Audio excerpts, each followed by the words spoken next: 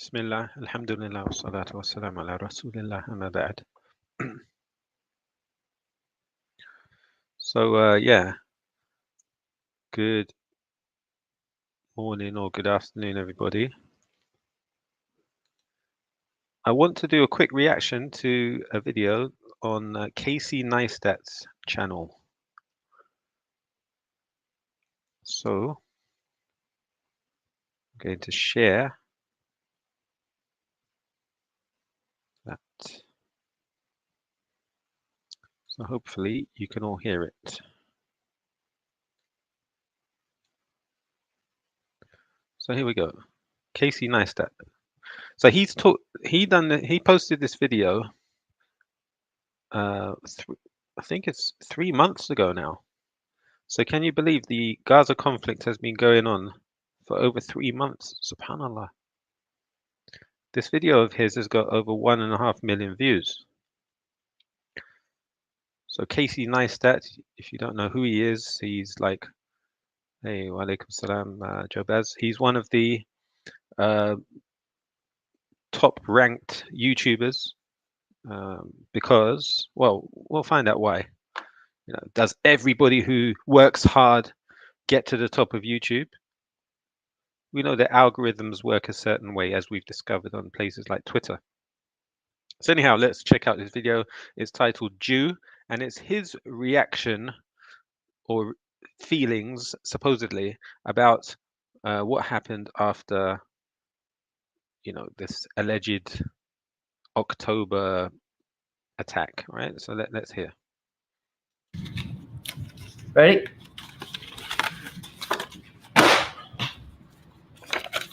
Look at this guy. Look at the guy in red. Check out the hair.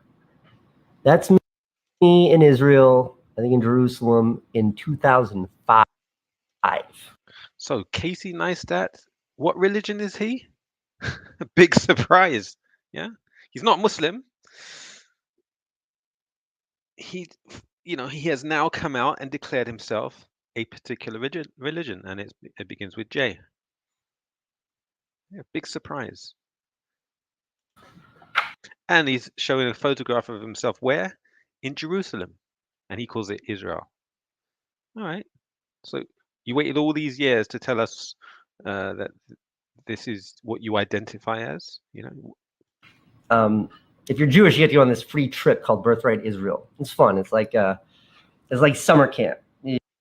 Birthright Israel, free trip. It's fun. It's like summer camp. Yeah. For you, you go to Israel with a bunch of people your age, and you get to do cool stuff and learn. It's like a field trip. It's great. I'm not religious at all. Yeah, this is what you always hear from people, or commonly hear from people online. I'm not religious at all. Yeah, so he's just saying I'm not religious. I'm just like you. Okay, you and me, we're brothers. We're not different. Okay, I'm not religious. In other words, I'm not invested in this conflict one way or the other. But I'm Jewish. Yeah, I'm balanced. I'm independent. I'm unbiased. But I'm Jewish. I'm a very proud Jew. But I'm Jewish. I'm not religious at all, but I'm Jewish, and I'm a proud Jew. How does that make sense? Look at the manipulation that's taking place here. Look at the sort of brainwashing and propaganda. And these people, they don't they don't put a disclaimer to say, this is propaganda. No, they act like this is some sort of rational, reasonable, independent, free thought, just musings and ramblings. But no, I am not religious at all, but I'm Jewish. All right, let's hear the rest. But I'm Jewish. I'm a very proud Jew. On top of that, he's not just Jewish, he's a very, very proud Jew. So he's not just Jewish, he's not just a proud Jew, but he's a very proud Jew. Now, just be careful. He's using certain anchor points, right? He's trying to plant certain seeds during this conversation. So he starts off saying, I'm not religious. Actually, he started off talking about going to Israel. Then he says, I'm not religious. Then he says, I'm a very proud Jew. Okay, why is he telling us that? And I've always been aware of my Jewishness. When I was a little kid, it was holidays at Nana's house. I was going to synagogue on holidays because that meant I got to skip school. So going to synagogue, being a proud Jew, yet you're not religious. When I was a little bit older, So what makes you religious then, if not that? like maybe when I was a teenager, I remember Steven Spielberg's epic movie Schindler's List coming out. Steven Spielberg's film Schindler's List. So, like through the 2,000-year history of Jewishness or whatever that, as they talk about, your identity is based on Steven Spielberg and his movies. Schindler's List. Okay. Out. And I remember very specifically watching that movie, understanding that film was like a very true to life depiction of things that actually happened here on planet Earth. A graphic, in your face representation of the Holocaust. There we go. There we go. There's the buzzword. The Holocaust. Yeah. So do you think he's dropping these words by accident? Or is there a deliberate purpose behind planting these seeds? So let's go through them. Israel, I'm not religious. I'm a very proud Jew. I watched Schindler's List, and I learned about the Holocaust. Right. And I remember watching that movie and thinking, like, why didn't the Jews just stop being Jewish so they wouldn't get shot? So Jews are victims. They get shot. They experience the Holocaust. Jews are always being picked on. All right. Didn't understand then that to be a Jew, that's your ethnicity.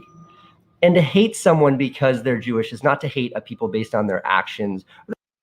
Okay, then. So ethnicity. So being Jewish is now an ethnicity. It's not religious, it's an ethnicity. Going to synagogue, the act of going to synagogue is an ethnic quality, is it? Or is it non-ethnic? Is something you choose to do? Like make your mind up. Alaikum salam, brother Abu Bilal, brother. Their politics or who they choose as their God, but it's to hate them because of who they are. Oh, so Jews are hated because of who they are. Yeah, because of their ethnicity.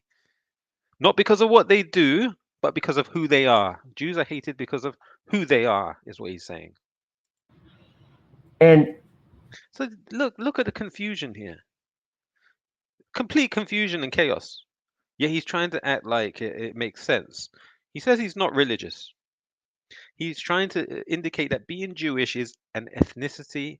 It's not religious doctrine or actions. Jews are hated because of their ethnicity. They get shot. And they experience the Holocaust. Right? And watching that movie, even as a kid, I never understood. It's a movie. Okay, let's put that into perspective. It's somebody's depiction of a narrative. Do we, I'm not going to say what's true and what's not, but let's just continue. Said why the bad guys hated them so much. It made no sense.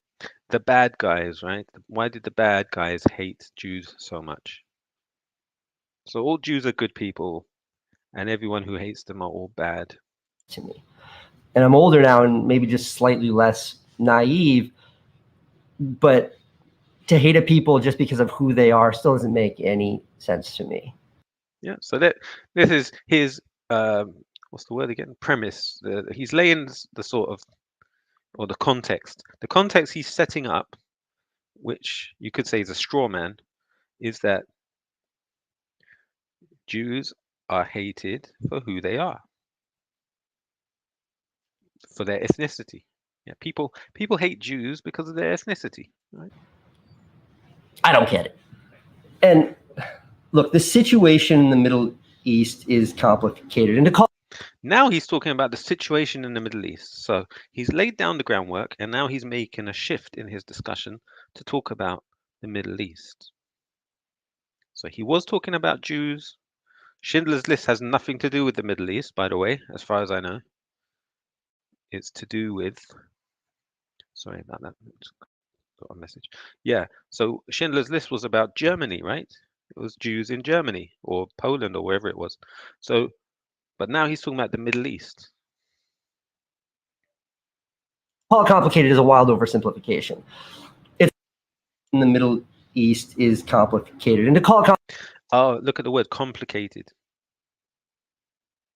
Yeah, this is a common propaganda trick that's being used by Zionists. Okay, they use the word complicated. Oh, look, this whole section is called complicated in his video. Okay, he's divided his video into parts. We've now moved, so we've moved from I'm Jewish to it's complicated. Okay, what's he got to say? What's complicated about the situation? In fact, there's nothing complicated about it. There is nothing complicated. You've got one group of people being oppressed, and another doing the oppression. That's it.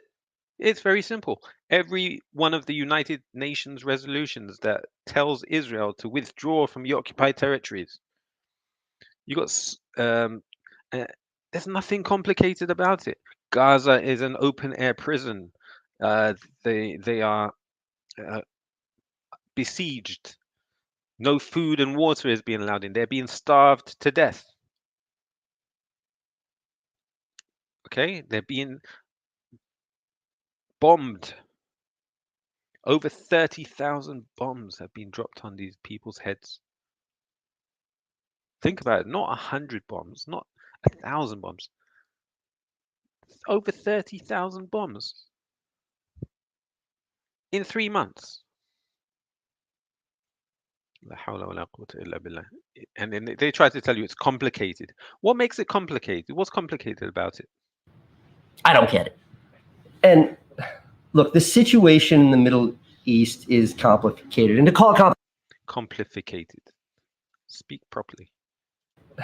Look, the situation in the Middle East is complicated, and to call it complicated is a wild oversimplification.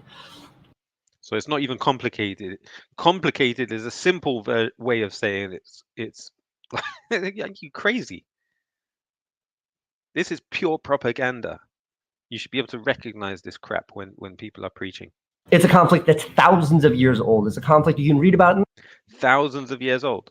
Okay, so he's trying to say that Palestinians and Israeli Zionists, European Zionists, have been at conflict for thousands of years. No, they haven't. What happened thousands of years ago? There were no. What happened thousands of years ago? You had the Pharaoh. And then you had a situation with the Romans and all of those people in the past. It's nothing to do with what's happening today. You didn't have a Balfour Agreement. You didn't have European Jews migrating to Israel. You didn't have that. It's not complicated, and it's not thousands of years old. You see how the lying techniques these devils use? Let's continue. In the Bible, the Romans fought over Jerusalem.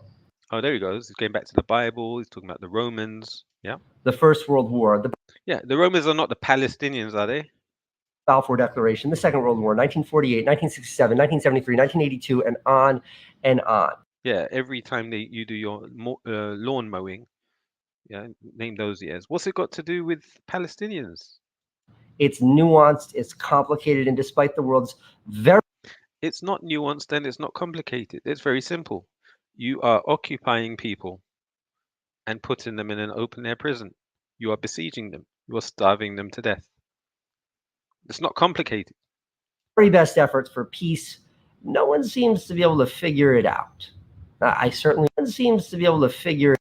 No one seems 1973, 1982, and on and on.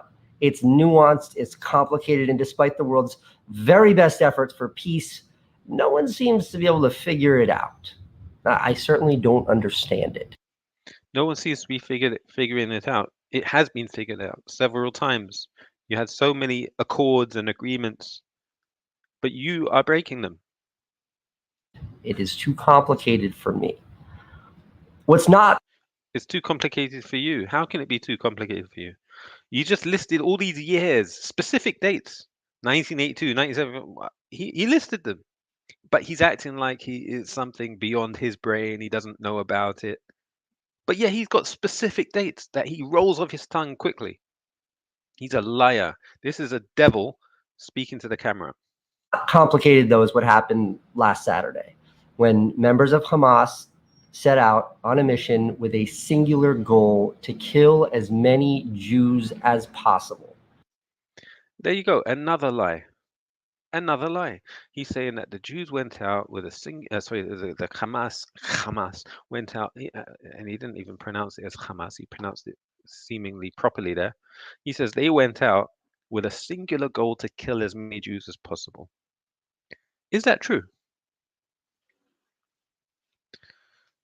Max Blumenthal has come out and said that's all lies. All lies. It's not true. Yeah, so all that stuff about, we'll come to that in a moment. But first of all, the goal of that group, the people who run Gaza, was to try and release their people who've been kidnapped by Israel and put in prisons for years. Their goal was to get them released. But to get them released, they have to do a hostage swap. So their goal was to get hostages so that they can negotiate the release of their people. That's what their goal was. Their goal was to pop in to Israel, grab some people, take them out, and negotiate a hostage release or prisoner release. That's what the goal was. Yet this man is saying they went there with a singular goal of killing Jewish people. Happened last Saturday when members of Hamas set out on a mission with a singular goal to kill as many Jews as possible. To kill as many Jews as possible. And we know that's BS. Do you remember the video of the Israeli lady who says that they asked her permission if they could have a banana? And let's see if I still have that. Let's see, Israel, Hamas, Israel woman, banana. Let's see, Hamas. Let's see if that comes up. Oh yeah, here we go. So I'm going to share that page if I can. Present.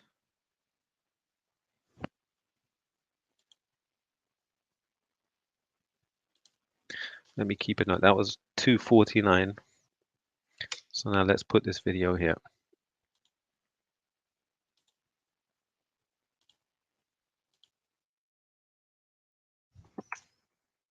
Die 13. AHV-Rente ist kein Ausbau, sondern ein Ausgleich.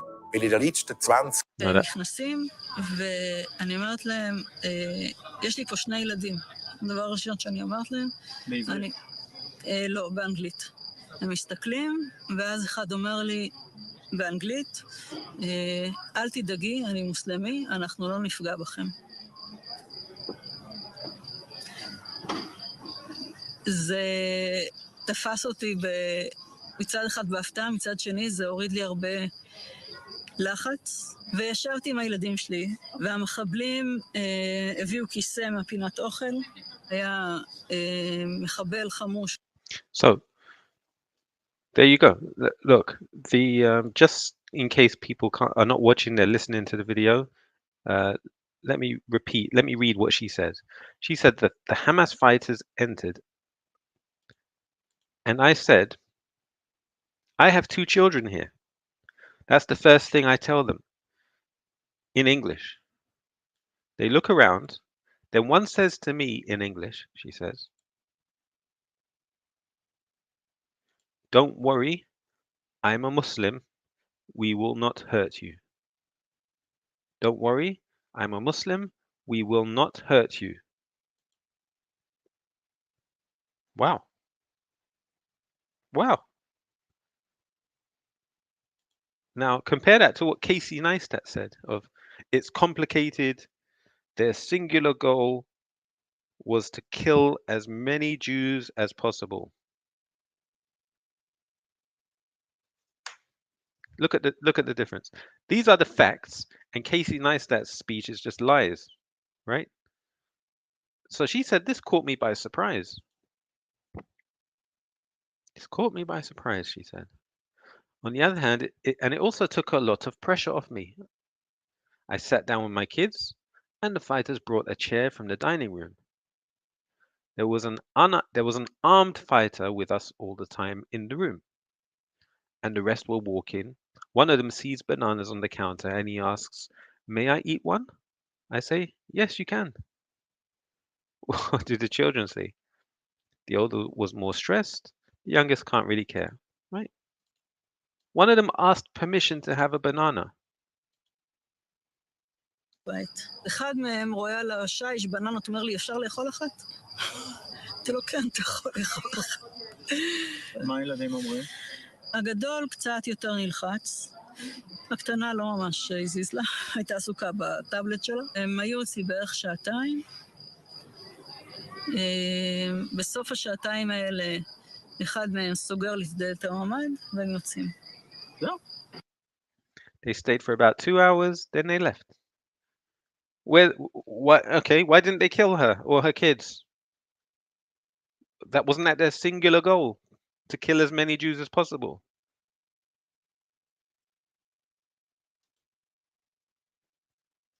Exactly. Exactly, Tenwir.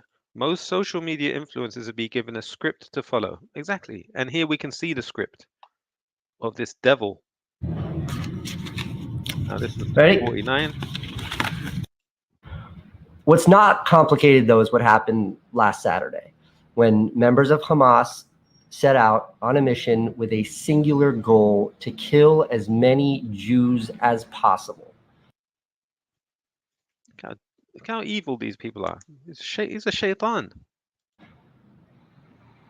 They murdered, raped, mutilated. Yeah, here are the lies. Every one of which was refuted now. I'll show you an interview with Max Blumenthal, who's a journalist from the United States who's gone through this. But yeah, so he said they murdered, mutilated, and raped. Yeah, these are the word. Look at the use, the selection of words to trigger emotions out of people. Murdered, mutilated, and raped. What does mutilated mean? I'm going to look it up. Mutilated. I mean, to me, it means cutting off limbs, but let's see what it actually means. Okay, mutilation means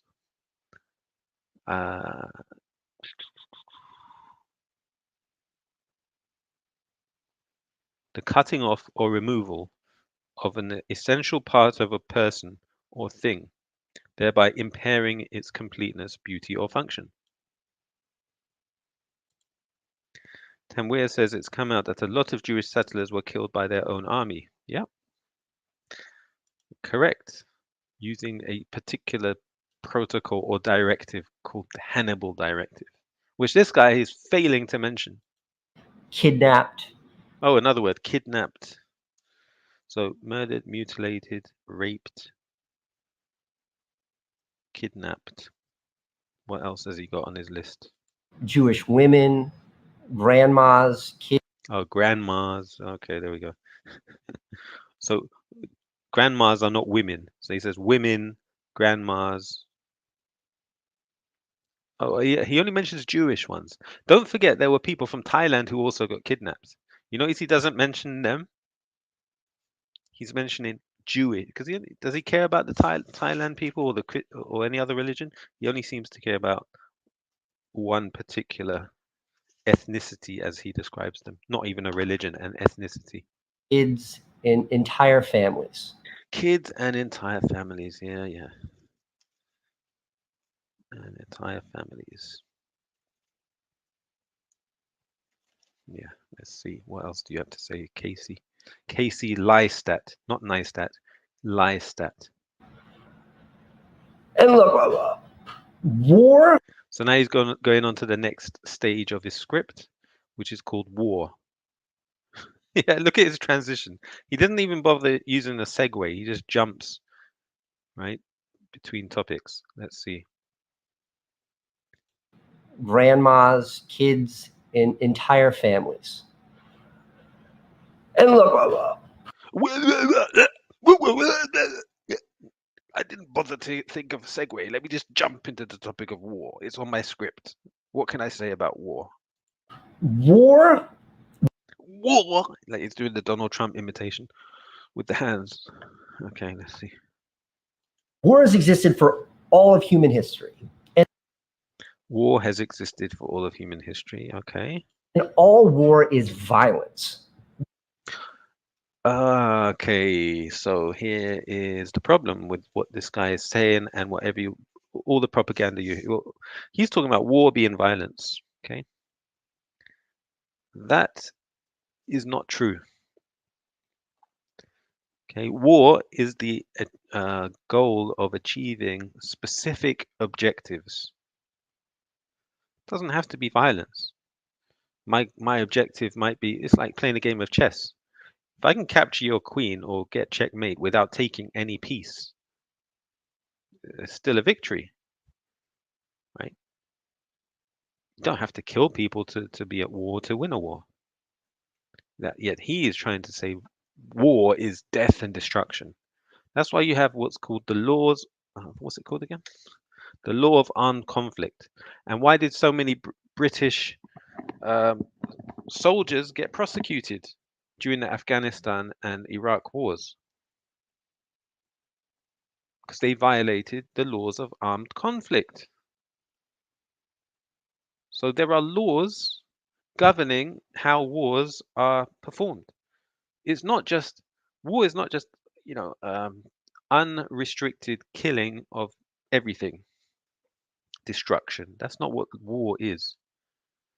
Hold on a sec. Tanwir Ahmed, I'm guessing you know about the Samson protocol that supposedly Israel is in place for a worst case scenario. I'm not familiar with the Samson protocol. No. Maybe you could tell us more about it, or we can look it up. Yeah, so he's now saying that. So again, why is he saying that wars exist in history and it's death and destruction?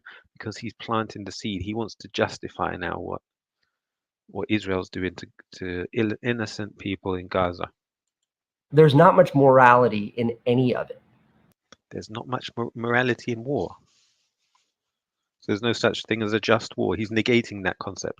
So if there's no morality in war, then you are therefore negating the morality of Israel's action by declaring war. Yeah, is that what you're saying, Casey Neistat? So but there's a reason why history singles out the truly reprehensible. And when it comes to walking door to door, shooting families. So he's saying some types of death and destruction are truly. So he's saying that it's all there's no morality in any of it. Okay, but some is truly reprehensible and others is not. So yeah, and who do you think he's going to describe as truly reprehensible? In other words, right, they're both doing bad things, but you have to hate this one particularly more than the other. You have to hate the Muslim violence or the Muslim type of war. Hate that one more than what Jews do, because theirs is truly reprehensible. The other one's not truly reprehensible; it's partially reprehensible. Tanwir Ahmed says, basically, if Israel is overrun, they would nuke everything around. It comes from the Bible story of Samson breaking the pillars to kill his enemies as well as himself. Thank you very much, Tanwir. Interesting comment. We can look that up as well. In their homes, or killing 260 young people, families in their homes, or killing 260 young people. And so, according to Casey Neistat, no men were killed by Hamas. No men were killed, just women, grandmas, kids, entire families. He's avoided mentioning men. You see? Pure propaganda. An electronic dance music festival. A lot of those 260 innocent young people were shot in the back as they were running away. Which is not true. They weren't. So you're saying innocent young people. Yeah, innocent young people shot in back whilst running away. What a liar. Their own newspapers have debunked these lies. Kidnapping a young woman, violently raping her, and then Yeah, look, he said that before. He's already said kidnapping. He's already said raping. What's he going to say now?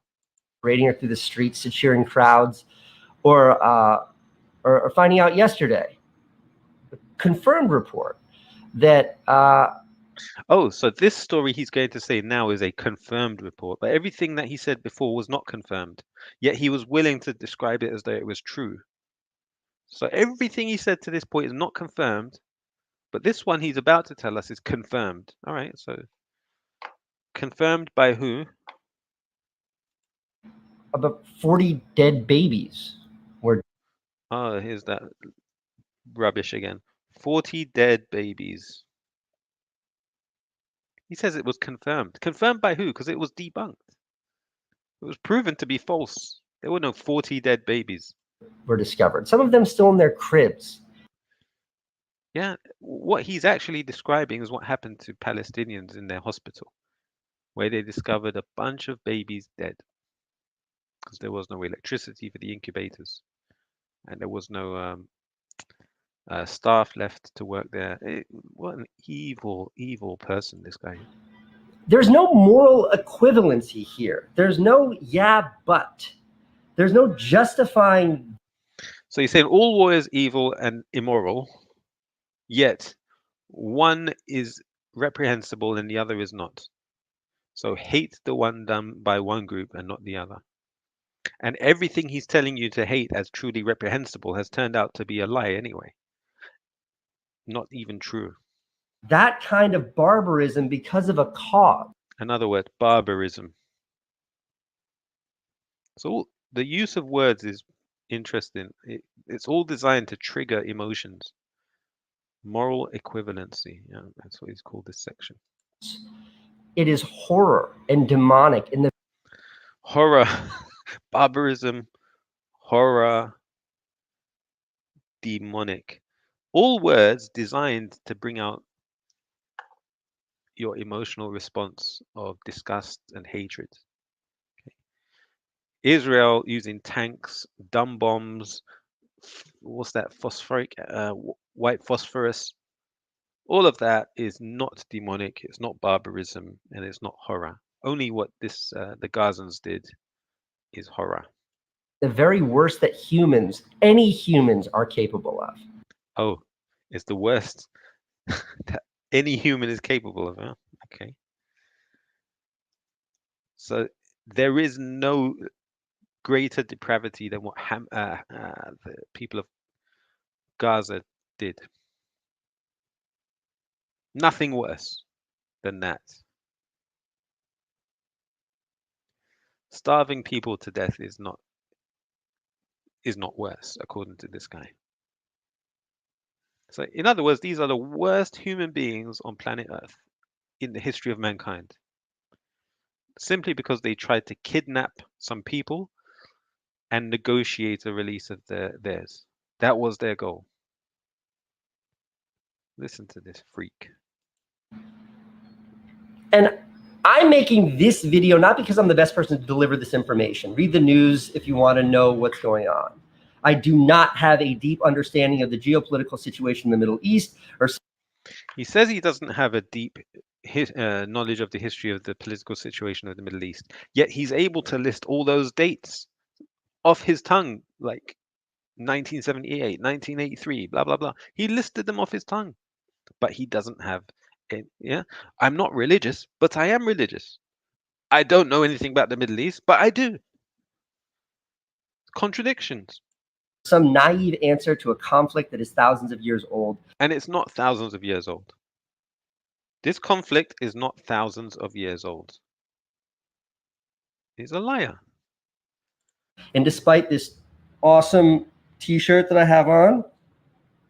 I'm not here to give the peace sign and say, I'm not here to give the peace sign and say, can't we all just get along? I'm making this video to be as vocal as possible in calling out anti-Semitism when I see it. Anti-Semitism. Okay, now, so everything he said now has led up to this. Now he's talking about anti-Semitism. What has everything he said got to do with anti-Semitism? I suppose he's saying that what Hamas did is anti-Semitic. Is that what you're saying? That they did it because they hate Jews? They're anti-Semites? So anti-Semites are the most reprehensible, demonic, worst human beings in the history of mankind. That is to hate Jewish people simply because of who they are. Yeah, so do the people of Palestine hate Jewish people because of who they are? Here we go, another straw man. Didn't Jews coexist with Muslims prior to Israel? Didn't they live together in the same lands? What about, I mean, how did Jews migrate from Morocco and Tunisia to Israel if they weren't living in Muslim lands? Jewish. Wanting peace for Palestinians, that's not anti-Semitic. Wanting peace for Palestinians is not anti-Semitic. Okay. And notice he doesn't say for Palestine. He says for Palestinians. I mean, he acknowledges they don't have a right to any land of their own. Yeah, wanting peace for Palestinians, not for Palestine. Questioning or criticizing the Israeli government or its leaders for their actions, that is not inherently anti-Semitic. Good. Agreed. Questioning or criticizing the Israeli government is not anti-Semitic. Thank you very much. That's an important dialogue that everyone concerned should be engaged in. But what happened Saturday was not motivated by a desire for land or freedom or any political agenda. It was about killing Jews. Hamas. Yeah, he says it was about killing Jews again. It's his but clause. He keeps going back to, I'm saying one thing, but then I'm making an exception. The perpetrators of that violence, Hamas has a singular mission, and they're not secretive about it. You can read Hamas's charter. It's online. You got to dig around, but you can find it online. What is their charter? Has anybody found it? So he says, go and read it. You can dig around. It's online. Okay, so let's see. Hamas charter. They keep talking about this on all these TV news interviews. Okay, let's see. Here we go. 2017 Hamas charter from the Middle East Eye. So I will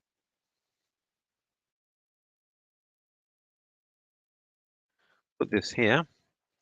Now, the only reason I will be reading this is purely for research and public interest. It is not to say that I support their charter or anything like that, okay? This is purely a video of research.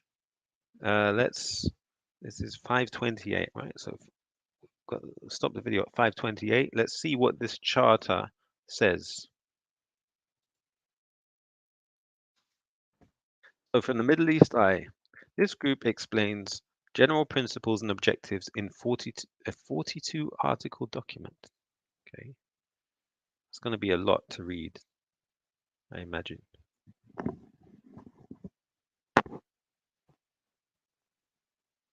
There shall be no recognition of the legitimacy of the Zionist entity, is what it says there.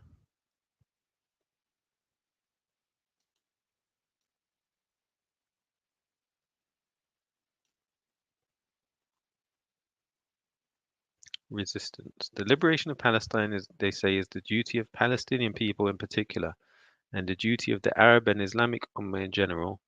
It's also a humanitarian obligation, blah, blah, blah, blah, blah. Resisting the occupation with all means and methods is is a legitimate right guaranteed by divine laws and by international norms and laws. Okay, is what they say.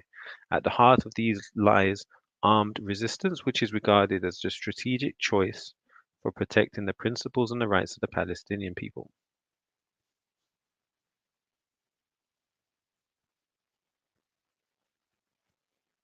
Okay. Yeah, I'm not going to read this whole thing.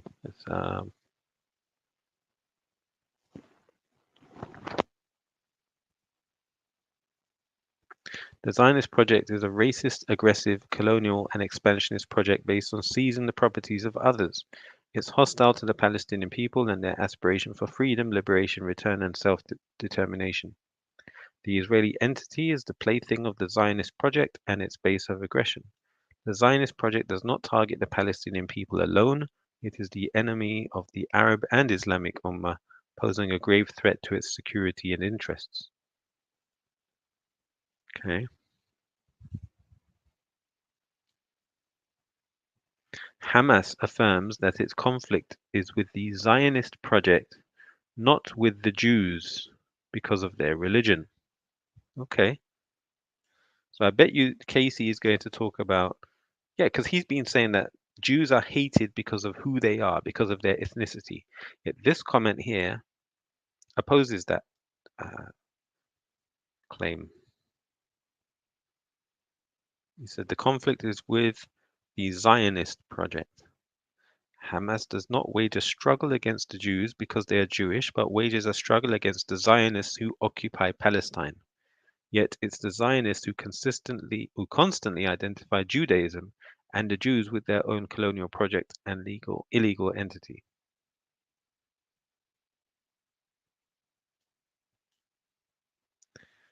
All right, well, that's what they said. Go back to 528. And that charter makes it clear it's not about land. It's not about helping the people of Palestine live prosperous or happy lives. It is about killing Jews. But that's not true. We just read that they said it's not about Jews, it's about the people occupying them. It's not about, he said it's not about killing Jews. Whereas Casey is saying it is about killing Jews. He said refer to the charter. We just did. These are not freedom fighters. They're racist murderers. Oh, now another word, racist. Yeah. Sorry. The day of judgment will not come about until fight Jews and kill them. Then the Jews will hide behind rocks and trees, and the rocks and trees will cry out, "There's a Jew hiding behind me. Come and kill him." That is a poorly translated but direct quote from the Hamas charter. That is a hadith of the Prophet Muhammad sallallahu alaihi wasallam. Okay, and we can look that up. So let's see.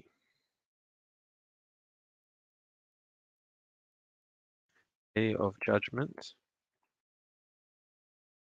Jew rock. Let's see. All right. In the battle, so this is on a website called Islam Q&A. Actually, maybe I should share. Bear with me. Stop sharing.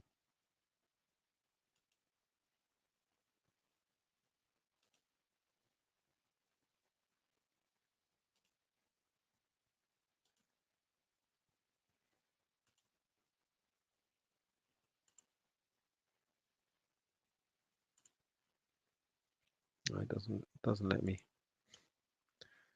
So let's share this one. So it says here, in the battle between, this is from a website called Islam Q&A. Actually, let's not read this because I haven't read it, but I thought that was the sunnah.com. Yeah, here we go. There's a website called sunnah.com. Here it says in Sahih al-Bukhari, fighting for the cause of Allah. Allah's Apostle sallallahu alaihi wasallam said, "The hour will not be established until you fight with the Jews.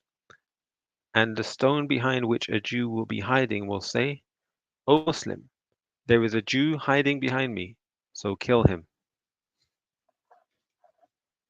Okay. Now, does this mean, does somebody reading this believe that when Muslims see Jews, they have to kill them? No. What it means is at the end of time, there will be a fight between Muslims and Jews. Okay. عن رسول الله صلى الله عليه وسلم قال لا تقوم الساعة حتى تقاتلوا اليهود حتى يقول الحجر وراءه اليهودي يا مسلم هذا يهودي ورائي فاقتله. Okay. So this is not the charter of Hamas. This is the hadith of the Prophet Muhammad sallallahu alaihi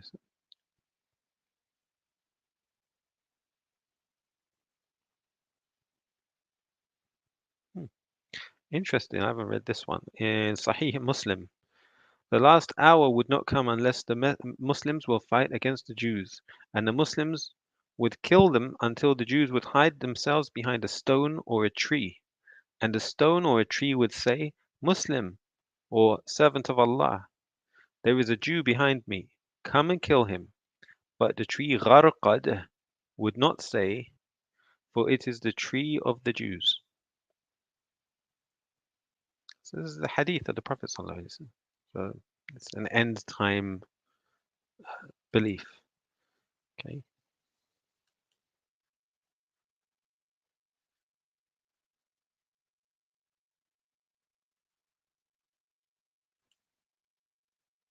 So he's saying that this was the goal of the people who invaded Israel in order to steal or take people hostage. He said their goal was to just kill every Jew that they see. But we know that's not true already because that woman who said, you know, they asked permission to take a banana. They didn't kill her or her kids. So this isn't that battle that was prophesized. Casey Neistat thinks he's so slick.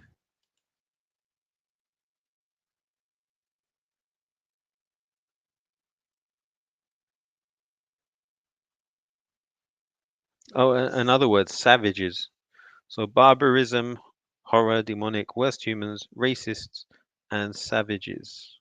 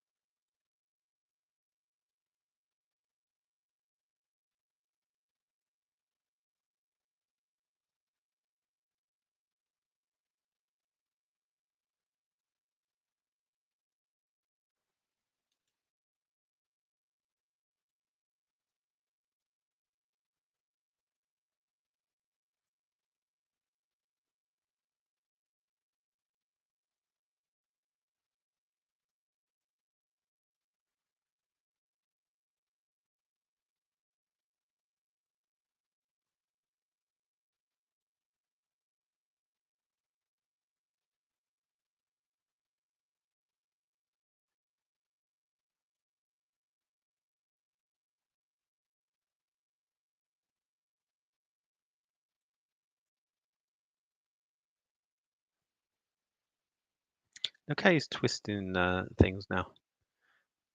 Resistance by any means necessary, as that was the quote of Malcolm X. Said by any means necessary. It doesn't mean going and doing barbarism, horror, demonic, worst human acts, savagery. Doesn't mean that.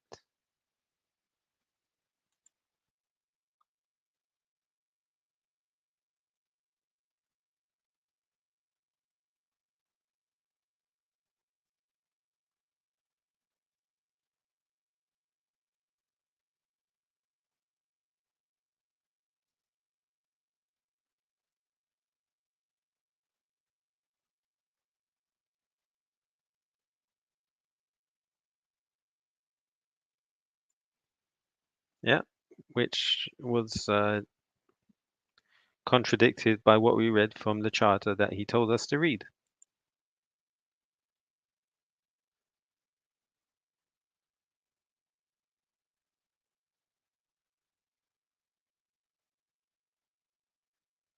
It's not complicated. It's very simple. You are occupying innocent people. You are oppressing them. Leave them alone. Give them back the people you've taken as what you call prisoners, and let them give you back your hostages. Simple. It's not difficult. It's not complicated. Give them their land. Give them their freedom.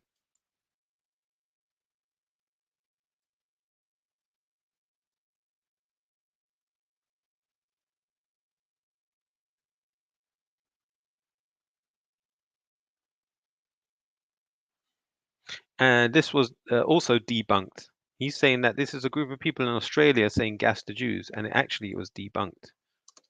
So if we go to Google, Australia, gas the Jews, debunked. So let's see.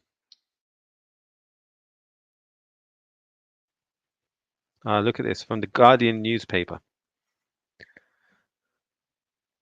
The Guardian newspaper. Afternoon update. Expert finds no evidence of gas the Jews chant, excuse me, at rally. No evidence.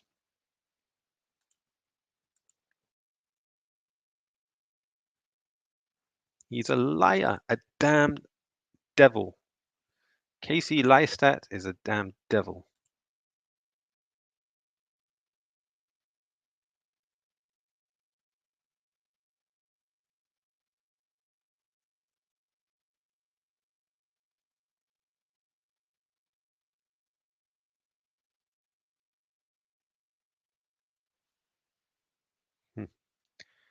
Non-Jews are silent. We've got the whole UK and US governments and most European governments supporting what's going on, and you're saying they're silent.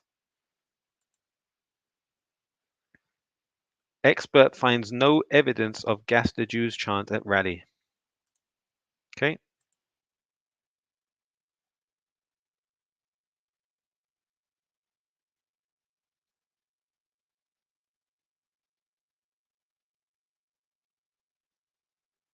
Yeah, because you're a damn liar. It's difficult to lie. It's not easy. Let's see what else we got here. Yeah, so it was Harris, wasn't it? Max Blumenthal, The Hill. Listen to what Max Blumenthal said.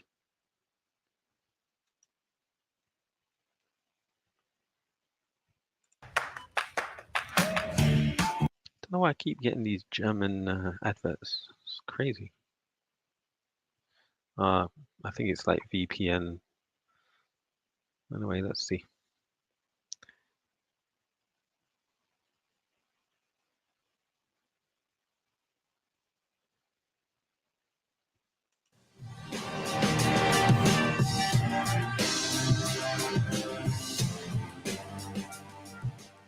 I'm sure you all remember the explosive New York Times article from the end of last year called How Hamas Weaponized Sexual Violence on October 7th. We have a big update now on that story. The New York Times has pulled an episode of its podcast, The Daily, about sexual violence from the October 7th attack on Israel as debates from inside the paper about reporting on the subject heat up. For The Intercept, the Daily episode had been scheduled for January 9th and was based on that article from Pulitzer Prize winner Jeffrey Gettleman, claiming Hamas had, quote, systematically used sexual violence as a weapon of war. Originally, Gettleman's article was praised in the New York Times halls, but criticism of the piece began to grow internally and externally, leading the Daily producers to pause the episode. Joining us now to weigh in is editor of the Gray Zone, Max Blumenthal, who's been following this very closely and doing much. So the New York Times posted something publishing propaganda, and now it's been removed from their website. Okay, it's been removed because it's not journalism, it's lies, it's propaganda.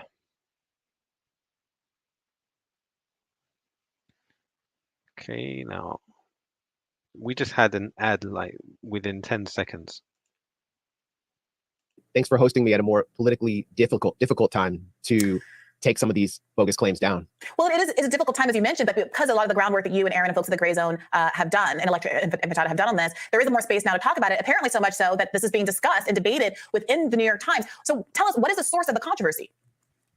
We're the source of the controversy. I mean, they call us critics in the New York Times now, but everybody and their mother and their mother's baby's daddy and the baby's moil knows that we are responsible for causing this crisis at the New York Times, where New York Times internally is having a freak out over Jeffrey Gettleman and his team's alleged, like I call it alleged reporting, because I don't even know how much reporting they did, accusing Hamas of using rape as a systematic weapon on October 7th in order to validate the Israeli government's genocidal rampage through the Gaza Strip. And we just had been breaking it down for weeks and weeks and weeks. And then apparently the New York Times wanted to go ahead with this daily kind of video episode in which they were going to report systematic rape as a weapon on October 7th as a fact, without including any of the criticism. But other Times staffers, basically the Times rank and file, the journalists, were not having it. And they, according to reporting from The Intercept, which also doesn't credit us, just refers to us as critics, which is kind of funny because The Intercept also validated a lot of these lies that we've been debunking. They revealed that it was the New York Times higher-ups that were holding on to Gettleman's reporting because of their own ideological proclivities. That, for example, Joel Kahn, a New York Times board member, had ties to the Israel lobby, but the journalists weren't having it. The facts weren't there. We had debunked many of the witnesses, and then family members of the witnesses, as I'll explain, came out and basically denied Gettleman's reporting. So there was a new... So there you go. Now, something that was quite entertaining in this video is towards the end. If you know this lady, her name's Brianna Joy something. She's like a host on this channel called The Hill. And she's got a co-host, this guy over here. I don't know his name. But they are complete opposites. Right? This guy's a complete fool. And they somehow avoid armed conflict between each other. Anyhow, let's look at what happens towards the end of the interview. It's quite funny. Oh, another advert. Here we go.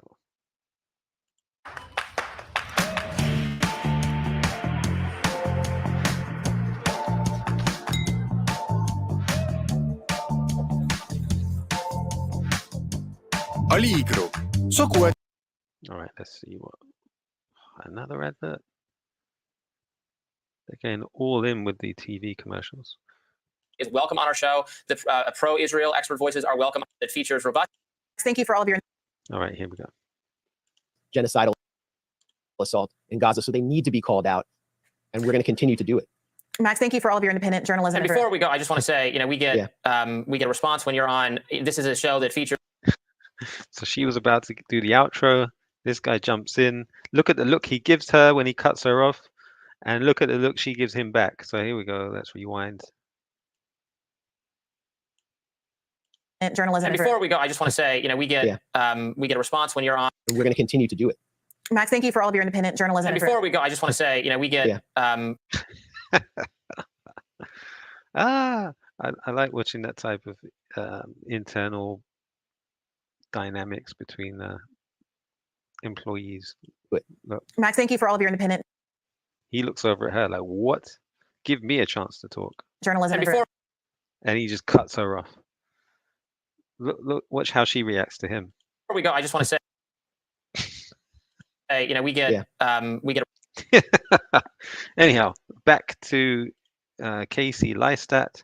Yeah, that was my review of Casey Liestat and the propaganda that he is using and read the script that he's reading from. That is identical, pretty much, to all of the pro-Zionist script readers out there. In summary, he said he wants to talk about. Oh, he said that he's Jewish. He said he went to Israel. He went to Jerusalem. Yeah. He said, but yet he's not religious. He said he's not religious at all. But he went to Israel, then he went to Jerusalem. But he's not religious. He's not religious, but he's a very proud Jew. You're a very proud Jew, but you're not religious. So again, he's trying to separate the religion from the ethnicity side of it. He's trying to say that being Jewish is an ethnic identity. Then he watched Schindler's List and the Holocaust. So yeah, he's talking about, he's making the Holocaust part of the Jewish identity. And he's saying that Jews get shot because of their ethnicity, and they're hated because of who they are and not what they do. Jews are hated, is what he says. Okay. Then you've got the Middle East. And the situation in the Middle East is not simple, according to him. It's complicated. It's complicated. And the people of Gaza have a singular aim, and that's to kill as many Jews as possible. And that's why they went to Israel, murdered, mutilated, raped, kidnapped. Who did they do that to? They did it only to women, grandmas, kids, entire families. He didn't mention dogs and cats. That would have been good. He could have mentioned household pets. That could have triggered a few more emotions. He said that war and violence. He said that war is violence, and there's no morality in war. And this is from the guy. I remember I saw a video of his where he said he was in the army and he went to Iraq or one of those places. He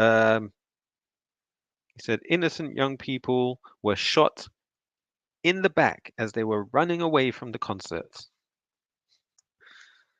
Yeah. And he said that the 40 dead babies story was confirmed. Everything he said before that was not confirmed, but the 40 dead babies one was. Right. Let's just do a search on the 40 dead babies thing as well. 40 dead babies.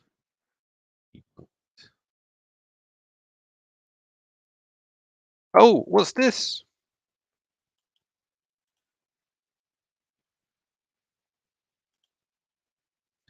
Israeli official says government cannot confirm babies were beheaded in Hamas attack. Okay.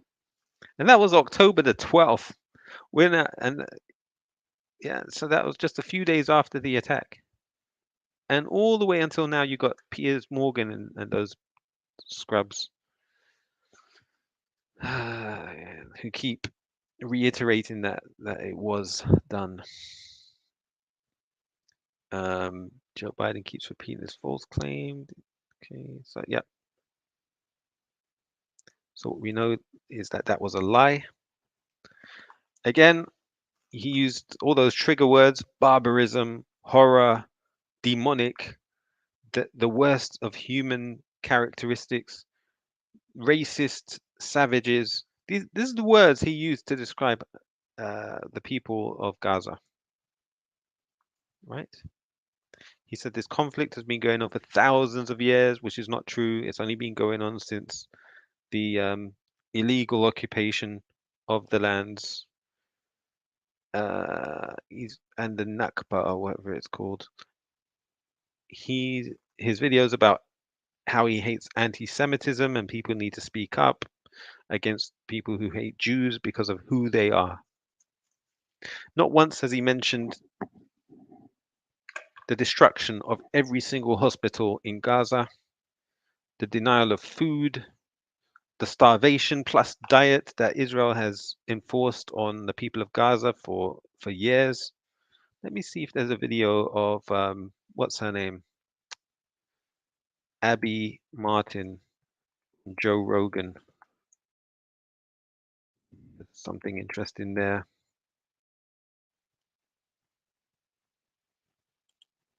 Kurze Pause. Könnt Plus das Spiel noch drehen? Das sieht schon mal gut aus. Weiter geht's. Plus sind wie ausgewechselt. Fliegt und es sieht so leicht aus. Knoppersnussriegel.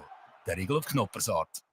Borotalcom mit einzigartigem Absolut-Talg. Vergesst das Schwitzen, umarmt das Leben. What does Israel want? Like as a state, like what do they want from the Palestinians? What do they expect? They expect to just keep the status quo, keep business going as usual, never let those people live a normal life. Like what do they want? And why do they have so much hate? And why haven't the Israeli people like seen the horrors of this and rebelled? Well, to be a leftist in Israel, it's difficult, and to be an anti-Zionist, it's even more difficult because you're rejecting your entire identity, your religion as well as your political identity. But look, it's a settler colonial state, just like a lot of other things in the past. But this is different because it's ongoing, and ever since the inception of Israel to today, the colonizers who colonized that land always knew that there was an indigenous Arab population that they wanted to kill or expel. And that's still the goal, like from Ben Gurion himself, the original, prime minister of Israel. I mean, he said there's so many Arabs here, we need to expel them and take their places. So it was never a land without a people and a people without a land. It was always overrun with Arabs, and they've always just wanted to expel the indigenous population so they can have an ethno-supremacist state. And that's really what it is. And that's so. Can you be? I'm sorry to interrupt you, but can you be a Muslim and live in Israel? Can you be a Muslim and live in Jerusalem? Yeah, but there's so many discriminatory laws that basically it's an apartheid state for non-Jews. Like in what way? Like what are the laws that? I mean, there's so many things that people can check out, but I would really recommend the work of Miko Pilet and Ronnie Barkin. They're two anti-Zionist Israeli-born Jews who have extensively talked about this. But I mean, just in the roads, like there's settler-only roads compared to Palestinian. Settler only. Yeah, compared to Palestinian roads, people have different license plates. You have different ID cards. So if you are segregated schools, like just all that stuff. So you can't go to regular school? No, you can, but it's so segregated and hostile, and you're so indoctrinated from an early age to basically hate these people and think of them as the other. And I encourage everyone to check out interviews that I did with just average Israelis in the streets, because the genocidal rhetoric is very apparent and it's very open. And is these there a good people one were that we talking can to play me right now? Sure. Yeah. Check out Abby Martin, Israelis, candid interview. Did you have one opinion of that situation before you went there and then a different one after you came back? Well, I didn't even know what Palestine was until I was 18 years old. So when people say, oh, you're only telling us one side of the story, look, I didn't know the Palestine side of the story until I was an adult, which really should say something about our education system and our media when you completely obfuscate an entire reality and are only told one side. But before I went there, I had a conception of what it was. But once you go, you really see how much worse it is. Says Israeli party approves annexation plan. Oh, sorry, I lost it. Is this the yeah? So go to coerce Palestinian departure. Yeah, go forward like a minute or two. Go forward like 2 minutes. Yeah. These people. After this, keep going. And what are you asking? Okay, this is good too. Okay. So yeah, start playing here. This is the thing, and also the Stand With Us people in the Israeli lobby basically said, oh, you cherry pick these interviews, you only pick like genocidal people to talk to. What the hell are you talking about? I was in Jerusalem. There's a place called Tolerant Square. There's a bustling shopping area. I spoke to people from all backgrounds, all walks of life, and I just asked them very simple questions. What is it like to live here? How do you deal with the problems? And basically they just were very, very readily comfortable to tell me very crazy genocidal things on camera, thinking that would actually look good for an American audience. So keep that in mind and check this out. People are sympathizing with the Palestinian plight. Can you talk about what it's like to kind of live in this situation? First of all, it's very hard. I'm in an organization. It's called Lahava. It's against the Jews shouldn't marry Arabs. Did you say the organization did what again? The organization is the thing of it is that Jews shouldn't marry Arabs. Shouldn't marry Arabs. Why do you feel strongly about that? Because Jews is a special nation that God gave it to the Jews, and we don't want Jews to get mixed up together with a different nation. Kurze Pause. Könnt Blues das Spiel noch drehen? Das sieht schon mal gut aus. Yeah, so it's Casey Liestat doesn't talk about this, does he? He doesn't say that Jews hate non-Jews. He says that Jews are hated by non-Jews, but he doesn't say it the other way around. Casey Liestat. Let's see what else they say in these interviews. Israelis have to take over, and they have to kick them away. It will be much better. Look, this interview was done 5 years ago. Well, this interview with Joe Rogan and Abby Martin, the interview she did was even before that. Yet they were expressing their genocidal intent back then. Not to kill them, just to go back to Arab countries. Yeah, ethnic cleansing, in other words. Yeah. You can't deal with these people. There's no need to try. There's no need to talk to them. What we can do is when they do enough harm, we retaliate. That's war, and that's the situation that any Jew who lives in Israel has to deal with. Okay. The Arabs made the name and memory be obliterated. It's about to get really crazy. And if we kill terrorists, they'd be afraid to cause us any more trouble, and all will be fine. They'll be in their villages, and we'll be here. We don't have to live together, and everything will be just fine.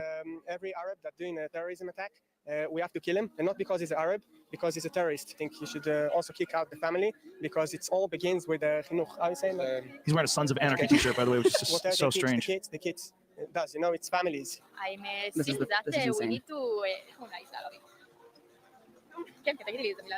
How do you say kick out the Arabs? Come on, tell me the words. I don't know. She's like, I don't translate. Translate. She doesn't want to say it. Really well. I think we should give them a country. If you're doing any problem, you just go in there to give them a country, and then it's going to be a war between countries. If they're going to throw rockets, we're going to throw one big one and done. I don't think there's any answer. This is insane. There's only one way. I would carpet bomb them. You would carpet bomb them? It's the only way. Bro, that's what they're doing today. They should have taken this evidence to the what's that place called? The International Court of Justice. To deal with it, or try to stop them a different way. It never worked. You mean all Arabs or Gaza or? I believe that they I hope to believe they're not, but I do think they are because I don't trust them. One more You can't crazy one trust them. coming up. And that's the only way I believe that. The only way is just to stop it completely. I think that we're miserable. The Arabs make a פיגועים and we need to kill the Arabs. A terrorist attack. We need to kill the Arabs. Arabs. She's laughing. Okay. My friend's like, all right, have a good day. We'll talk about this later. I he mean, says. look, this is reflected in polls. A lot of people, when you look at Israeli society, you know, it started off as kind of a socialist project with the kibbutzes, and now it's just turned into a fascist, supremacist state where Netanyahu reflects the true face of Israel, just like Trump reflects the true face of this country. And when it's getting too toxic for even Natalie Portman to be this ambassador to Israel, you know that the tide is turning. But unfortunately, there's so much shit going on. Congress hasn't said anything. They just totally support this, man. And there's weird like BDS legislation trying to criminalize basically dissent, where you have contractors in Texas having to sign clauses, promise that they won't support boycott of Israel in order to rebuild hurricane homes. What is BDS? Boycott, divestment, sanctions. It's the movement that Palestinians have asked us to help them to, boycott. And that's what Stephen Hawking was all about. He boycotted scientific conferences in Tel Aviv. So this is what we got to do. And we have to fight our government to stop endorsing these massacres and atrocities. Well, obviously this attitude that these people have is coming from a place, and they're talking about terrorist attacks. Like how many terrorist attacks are actually happening in Jerusalem or in Israel? If you look at the breakdown of terrorist attacks, how many are against soldiers? And that really gives you an insight. Look, these people are being occupied militarily. The occupation is illegal under international law. And resistance is a lot of times acceptable under international law when you're being illegally occupied. So if you there look are at terrorist attacks against Israel. Not many. So Joe Rogan is insisting that these are terrorist attacks, and she's correcting him, saying that they're resistance. Well, when I say correcting, I don't know. Yeah, one side says this, the other side says that. Okay, but at least you can see what Joe Rogan is trying to do. He's trying to nudge things in a certain direction. And when you look at the actual amount of people when you look at those terrorist attacks and see how many are against soldiers, like how many stabbing attacks are against soldiers, the numbers become very different. Don't you think it's a bit different in Israel, and they're more unified because of the fact that mandatory military service exists? Totally. So everyone is, if soldiers are attacked, citizens are attacked. They're all the same thing. Everyone is a soldier in Israel, essentially. Well, no, a lot of these are like armed soldiers that are right. I'm saying everyone identifies with that because they have to do military time. Yep. It's the same thing with South Korea. The places that have mandatory military service, they have a totally different idea and concept of nationalism.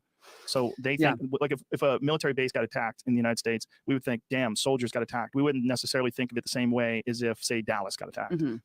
A terrorist attack happened in Dallas, we would think of it as an attack on American citizens, not just military, but their military is their citizens because mandatory military service. Yeah, and what's really weird is during the last massacre in Gaza in 2014, like half of the Israeli soldiers that died were American, because that's what the colonial settlers are. They go over there from New Jersey and they just post up in top of an Arab village, and this is what's happening. I mean, it's half of the soldiers that died were American soldiers. A lot of them were. I'm not actually sure what this is, but I remember a lot where I was like, why are so many Americans going over there, 17-year-old, and joining the IDF? Right. I mean, how bizarre is that? What kind of mentality do you have to move from like a comfortable suburb in Philadelphia to go like move on top of an Arab village and harass these people? Is it Jewish people that are doing this? Yes. They want to go back to the motherland? Yeah, there's a huge. There's always this desire to go to the motherland. Like it's such a tribal thing. The purest form of the conflict, right? Like that's touch the Wailing Wall and. Yeah, I mean that's the spot, right? It's the epicenter of conflict too. That's why it's so sad that so many Palestinians can't ever go to Jerusalem, which is one of their holiest sites is there, and they're banned because, again, they're banned from everything. So if you're a Palestinian and you live in Gaza, you're just stuck. You're stuck forever, and that's why these people are like people from America. They're like, why? That's why you have this mantra like, oh, they want to die. They raise their kids to be suicide bombers. No, when you're in Gaza, you are born dead. You don't have a life. So that's why these people are giving up their lives to send a message to us. That's why they're doing this. That's the only reason they're doing this, is to send a message to us, help us. That's all they can do, is use their bodies. So their concern is if they open up Gaza, the idea is that if the Palestinians come and they live in Israel with everybody else, that they're just going to cause trouble and kill people and create suicide bombs. And that's the idea. That's what they say. Even though and the Israeli lobby and the Stand With Us and all these people have said, you're portraying us as really different than we really are, because they like to portray themselves as this peaceful, loving, democratic nation. And they're like, Palestinians will say the same thing about us. Not true. I was driving around in settler plates in a car that looked like I was a colonial settler. I did not hear one person say anything remotely genocidal about Jewish people. I talked to you look like you could be Jewish people. easy. Yeah. You could fit right in. Fit right in. Just move on top of an Arab village. I mean, it's nuts. And thank you for letting me talk about this, because it is difficult to talk about it. And I'm sure it wasn't easy to get, hundreds of emails telling you to denounce me and all that other stuff. Well, I mean, we've been friends for a long time. Yeah. I know you. I'm not denouncing you. Interesting, eh? Let me see. I think there were more. Abby Martin. There was a particular part of that interview that I wanted to see. Maybe this part.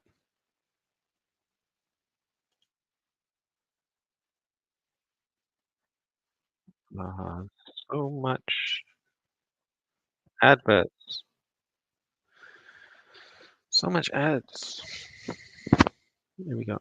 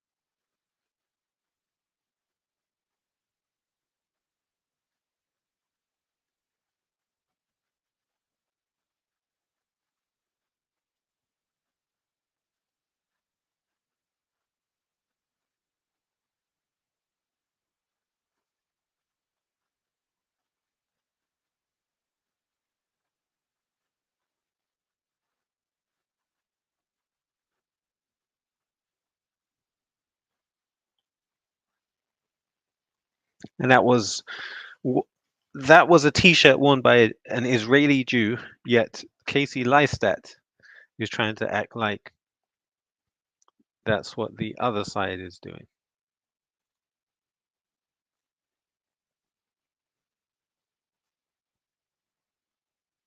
Yeah, there was a part of her interview with Joe Rogan, which I'd have to look for it. But she was saying Israel has a deliberate policy of targeting when they shoot girls to shoot them in the vagina, not to kill them, but just to shoot them in their private parts. And the same thing with the men, to shoot them in the balls. Like, come on, man.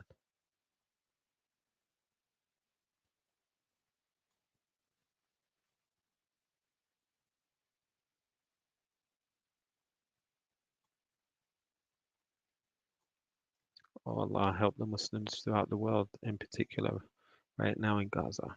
Help them attain freedom and save them from the unjust punishment that they're going through. Allahumma salli ala Muhammad wa ala alihi wa sahbihi wa sallam. Gonna go through Twitter, Jobaz? All right, let's do that. I don't like going on Twitter anymore. So it's just full. I feel I've been put into a sort of a silo where I'm fed certain information. Oh yeah, Jobaz, is that what you put there? Let's see what you've put.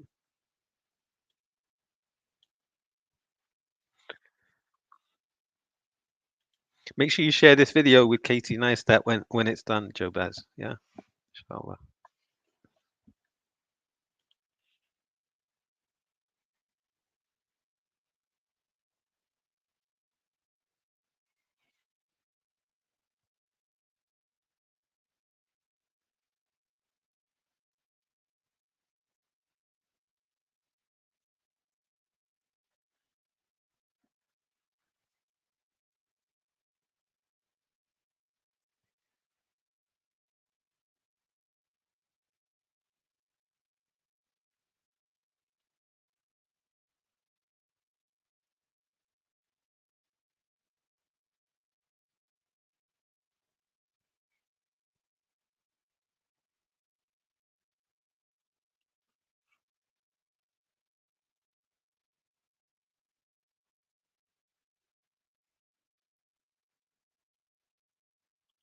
It's not unprecedented. It's unprecedented. This is an academic scholar, right? This Hamza was his brother.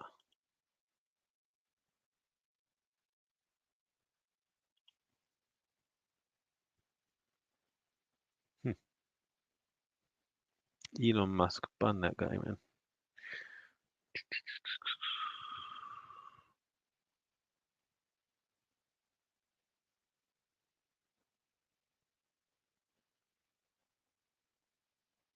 You know what's an interesting show recently that I've been watching? Five Pillars. Yeah, they have like a little TV show with the two hosts. I'm quite enjoying that. I like that show. I hope they do more.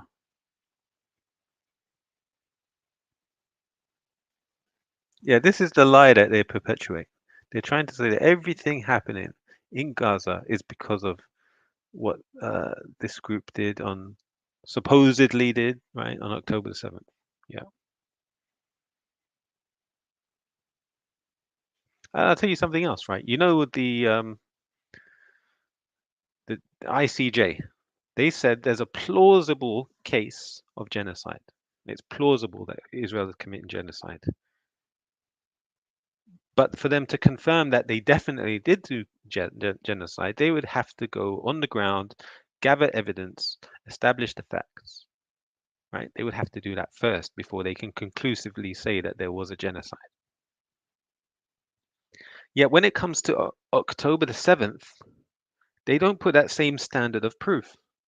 They just accept what happened on October the 7th as though it's facts, right?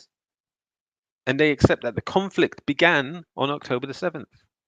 Similarly, with Grenfell, they want to do an inquest and interview loads of people and take years to come to any form of resolution. Because they need to establish facts. But with Israel, oh yeah, let's just accept what they claim as being true. The ICJ ruling has not affected Israel's behavior one bit. In fact, it's probably got worse. Yeah, because they've defunded the only organization, which is the United Nations, that bring food and necessary resources into the country. Dilly Hussein, how would you like Somali Muslim schoolgirls to assimilate to American culture, Elon Musk? By going on mass shootings in schools? Yeah, bun this Elon Musk guy.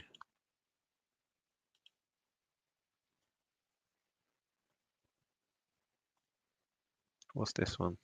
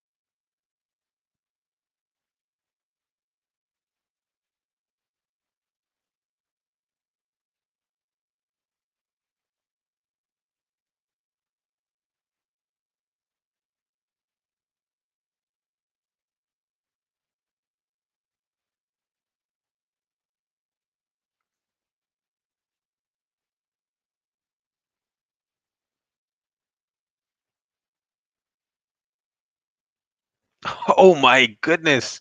The enemies of this country, are they?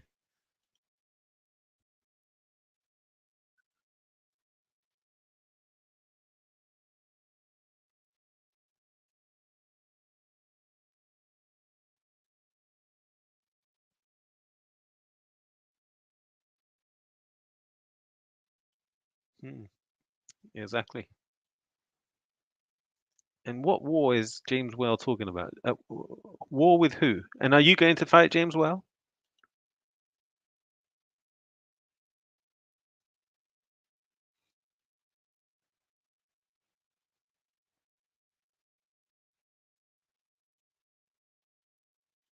Collateral damage, 30,000 people. Subhanallah. The way these people try to moralize what they do.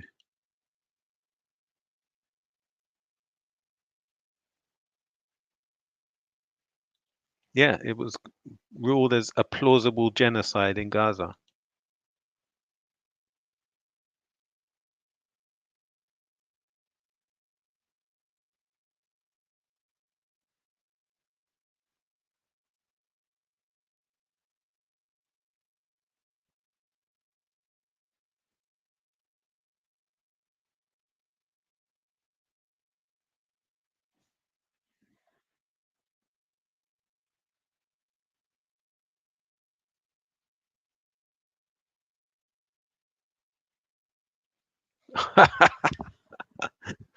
It was the Germans who did the Holocaust, not the Palestinians.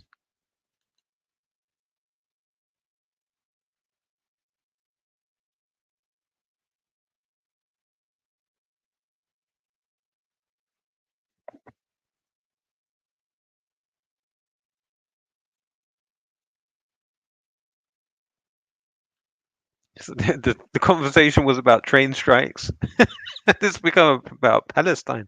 Big up this man, whoever he is, Steve Headley. Yeah, yeah. May Allah reward him and guide him.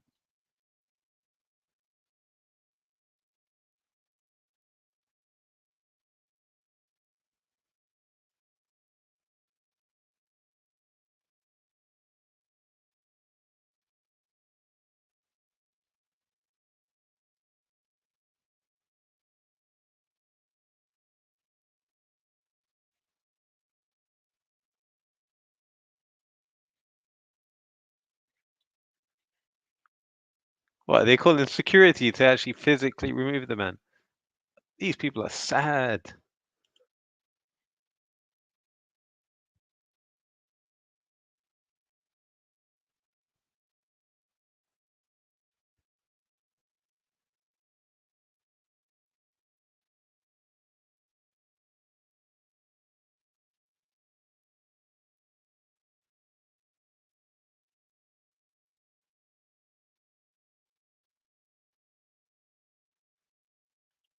James Wells asked a young lady to physically remove the guy. He's so brave.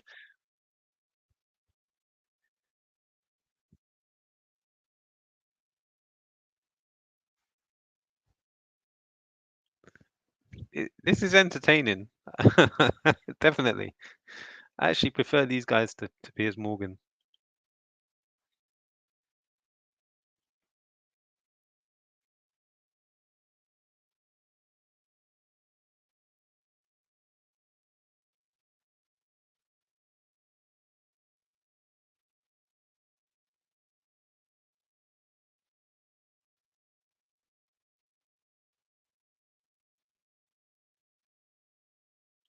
Oh, he's put hands on the man. What? is, is he really that upset?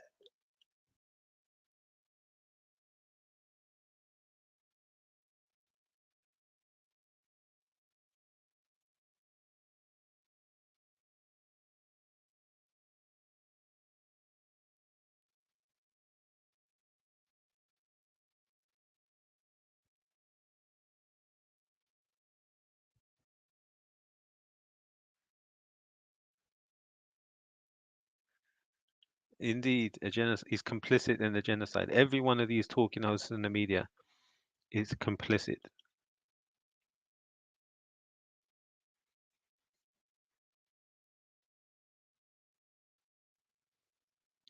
Oh, yes, I have to retweet that one. That was good.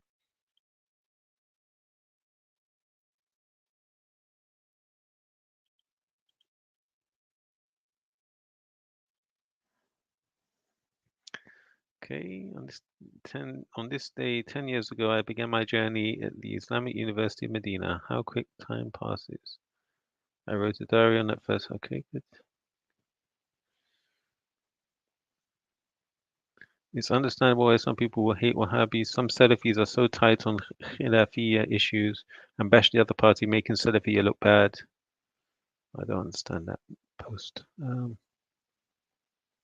This lady, Marina Perkis, right? The only reason I've heard of her is she appeared on Piers Morgan's show like some time ago during the Andrew Tate days.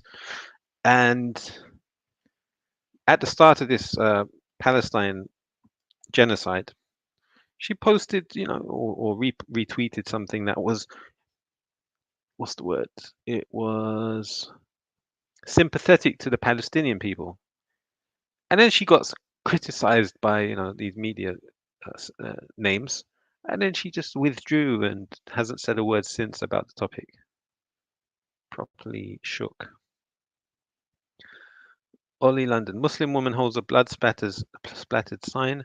You don't get to choose how we resist. Showing her support for group raping women. Yeah, again, lies. Raping, beheading civilians, killing babies. It's all lies. What's this?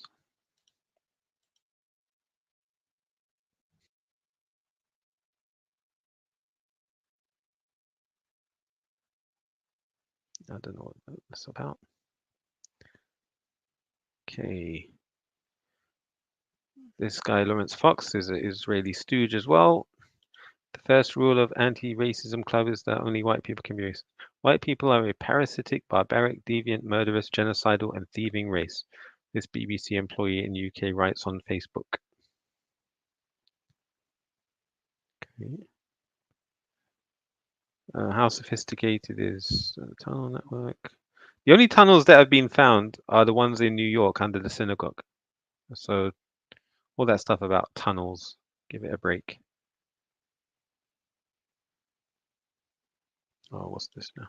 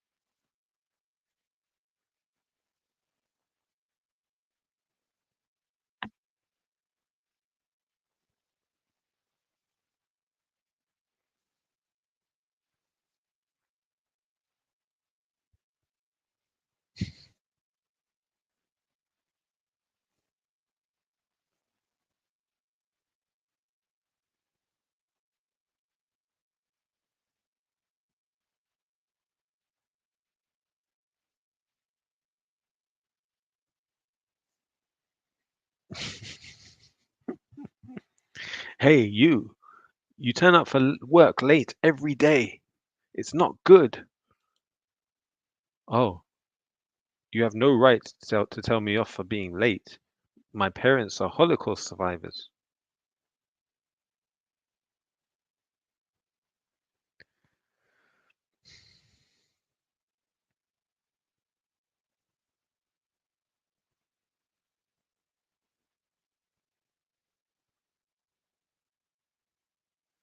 What's this? Logging into Twitter on a Sunday morning to see Mohammed calling me an ugly dog. Good morning to you, Mo. Okay. Fact check.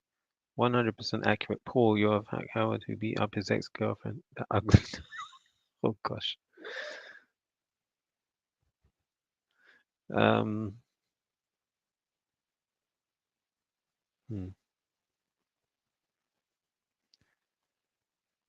Should I get chickens? Calls to ban Israel grow, piling pressure on European broadcasters. Yeah.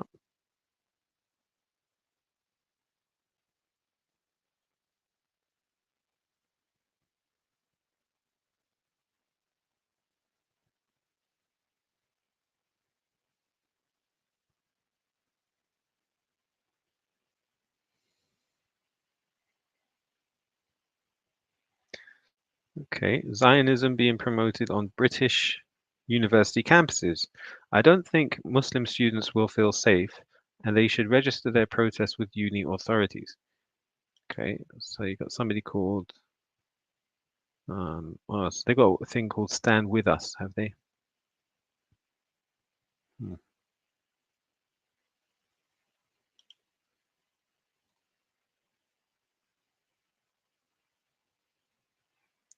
They tied his hands and feet, then shot a Palestinian while he was blindfolded.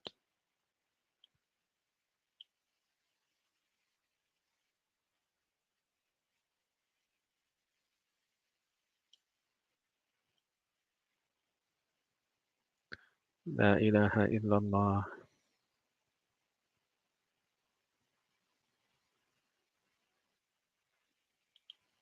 Allahumma salli ala Muhammad wa ala alihi wa sahbihi wa sallam.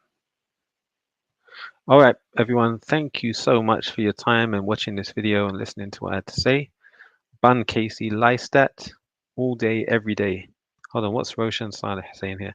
Apparently this officer was unaware that the sticker was put on him by a protester. I'm a little disappointed because if he was wearing it deliberately, all it would have proven is that he's a good person. Okay. Okay.